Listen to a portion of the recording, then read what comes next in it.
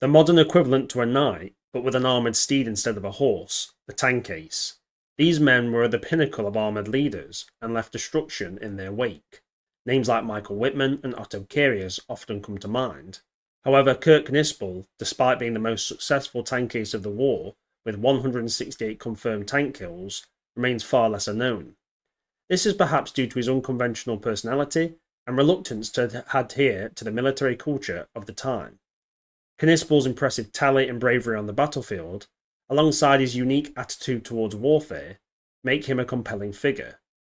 Although he was recommended for the Knight's Cross of the Iron Cross 4 times, Knispel never received the honour, a fact that reflects the complexity of his legacy. His story is a tale of skill, valour and independence that defied the era's rigid military system. Kurt Knispel was born on September 20th, 1921 in Salisfeld, a small town in Sunderland. This part of Czechoslovakia at the time, Sunderland had a mixed German and Czech population and was a hotbed of political tension. Nationalistic pressures from both German and Czech communities heightened in the years leading up to World War II, and in 1938 Adolf Hitler demanded the region be ceded to Germany. The Munich Agreement, signed by European powers that year, handed Sunderland over to the Germans. As a young man in his politically charged environment, Knispel likely witnessed both the jubilation and strife that came with the annexation of these territories. Growing up, Knispel reportedly had a passion for mechanics. He found work in a local auto industry, honing his understanding of machinery, a skill that would later prove invaluable on the battlefield. Many historians speculate that it was these early experiences in mechanical work that laid the foundation for his remarkable abilities as a tank gunner and commander. In 1940, Knispel joined the German army at 19. He was assigned to a panzer training unit in lower areas of Poland. There he underwent rigorous training that covered the basics of armoured warfare, learning to operate the light Panzer I and Panzer II tanks. These initial months also involved intense physical conditioning, weapon training, and understanding the mechanics of a tank's operations. Knispel's instructors quickly noted his natural talent, especially with the tank's main gun.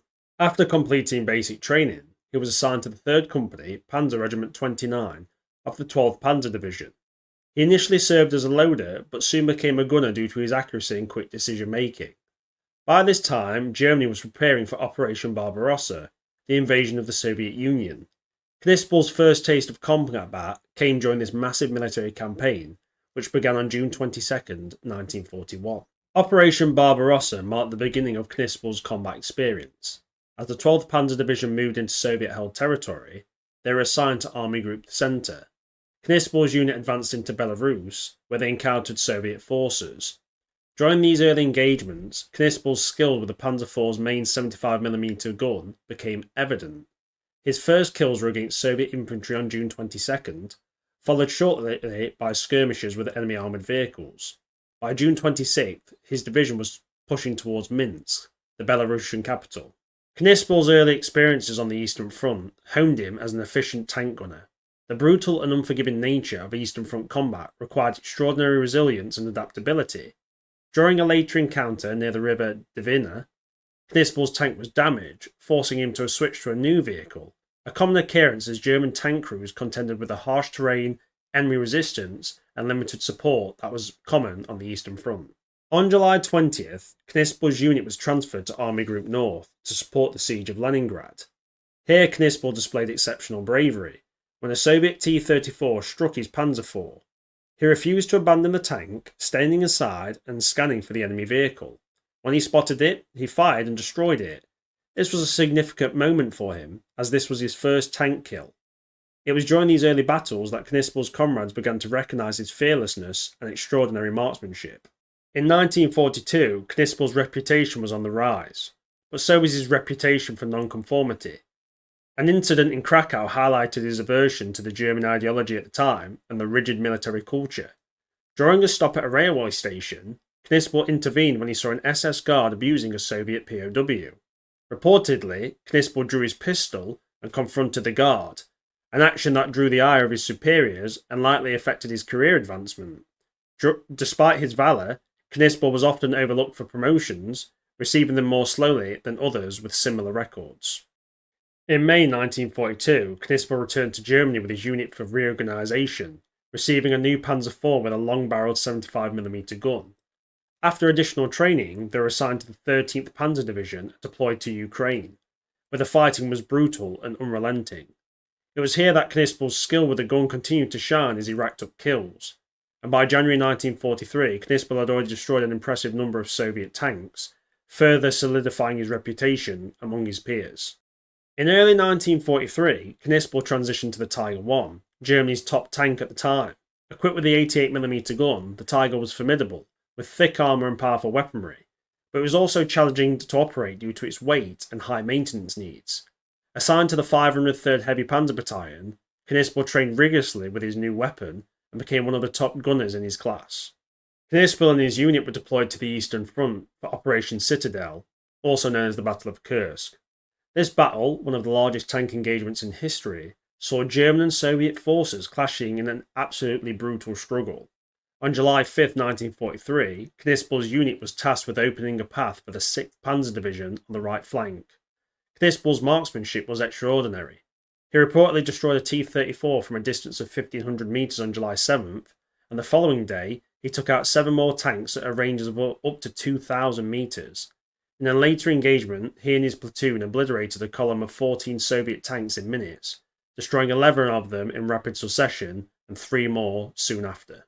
Knispel's total kills at Kursk numbered 27, and for his actions he received the Iron Cross First Class. His tally grew as he continued to display outstanding performance, with his count reaching 80 tank kills by the end of 1943, a testament to his prowess as a gunner. In early 1944, Knispel's unit received the brand new Tiger II, or the King Tiger, the most advanced tank in the Germans' arsenal. With its thick armour and powerful 88mm high-velocity gun, it had immense firepower, but also faced massive mobility issues. Designed to support operations in Hungary, Knispel's battalion fought alongside units near the town of Skomedy in a desperate attempt to halt the Soviet advance. Here Knispel's skill was on full display as he engaged and destroyed dozens of Soviet tanks, bringing his count to an incredible 126 confirmed kills by the beginning of 1945. While 4 separate commanders recommended Knispel for the Knight's Cross, he never received it. It is believed due to his defiance of military norms and his outspoken criticism of certain Nazi practices likely contributed him to never getting this medal. Yet his comrades admired him for his principled stance and his dedication to his crew. Knispel's unit also served on the Western Front when they did actually receive their King Tigers early on. He fought around Scene when the Normandy landings occurred. It's said he only got 2 kills here, most likely due to the different armoured practices of the Western forces, and also the King Tiger was still suffering major teething issues, and the fact of air superiority of the Western forces made it difficult to use these tanks effectively. But still, the unit fought effectively and was then transferred back to the east. That's where they did their operations in Hungary. As Soviet forces pressed into Germany in early 1945, Knispel's unit found itself in a nearly impossible defensive situation. By April, they only had a handful of operational tanks left and were tasked with defending Vienna. On April 26th, Knispel, commanding one of the last Tiger IIs, managed to destroy several T-34s and an IS-2 heavy tank. 2 days later, Knispel fought his final battle near Verbovec. Outnumbered and surrounded, his tank was immobilised, and he was mortally wounded by enemy fire. In April 2013, Czech archaeologists discovered a burial site containing the remains of 16 soldiers near Vienna, including Knispel, identified by his dog tags. He was reburied at the German military cemetery in 2014. Knispel remains one of the most successful tank aces of World War II, actually the most successful, with 168 confirmed tank kills. His legacy stands an example of skill, courage and integrity, defying the rigid military structure of the German army at the time, and leaving behind a story of valour that transcends awards and formal recognition. This was a really interesting one to do. I'd never really heard of Kurt Knispel, and the fact that he actually had the most confirmed kills of any Tiger ace really shocked me. Now, I will note that it is said that Otto Karius had supposedly over 200 if you count the informal ones. I have read his book, but we'll go with the official number.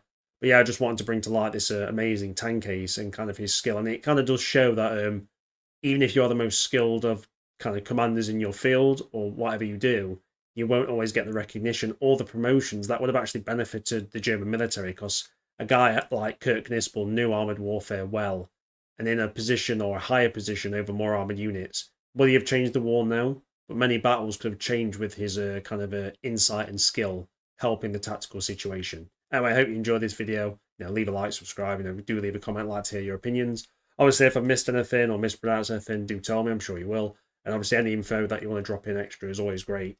Give some more info, let people in the comments learn even more about this amazing guy and his crew. Thanks for watching, guys, and you take it easy.